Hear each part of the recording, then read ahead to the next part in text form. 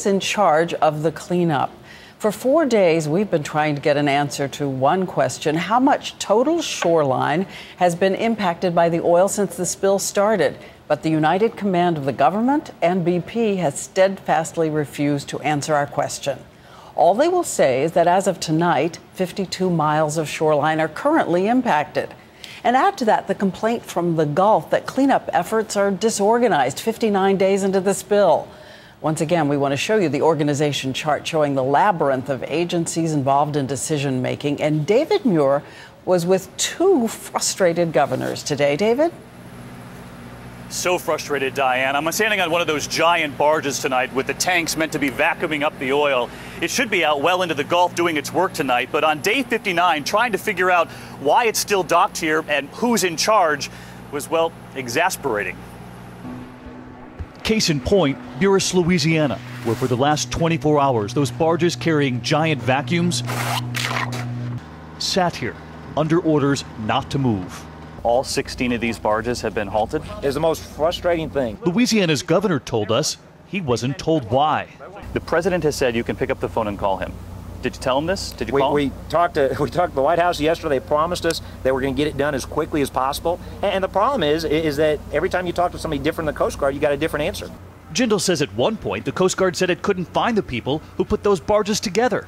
So who's in charge here?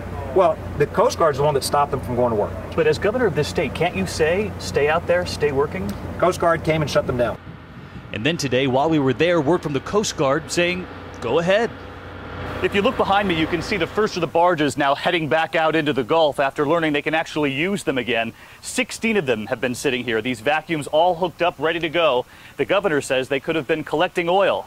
And this sort of confusion is still everywhere. In Alabama today, Governor Bob Riley told us he asked the Coast Guard to find ocean buoy tall enough to handle ocean waves. They went all the way to Bahrain to find it. And when it came time to deploy it here, it was picked up and moved to Louisiana. Without it, oil came ashore in Alabama. Who's in charge here? Great question. The governor says there is still no one person saying yes or no. He says governors come up with their plans working with the Coast Guard, but then he says all of those federal agencies start weighing in. Fish and Wildlife, EPA, OSHA, all with veto power. While back in Louisiana tonight, a frustrated Governor Jindal, too, doing the math. Remember when you and I last visited one of these? He said during our visit, they sucked up over 4,000 gallons. During that visit, David, so how much oil could have been collected if there hadn't been that delay? Yeah, incredible. 4,000 gallons, he said, and we were only out there for about an hour last week with that vacuum. So in 24 hours, this one barge could have picked up 96,000 gallons of oil. People laughed at these vacuums, but they've been making a real difference. This one's got to get out there tonight. And again, two governors now saying they cannot get straight answers. Thank you, David Muir.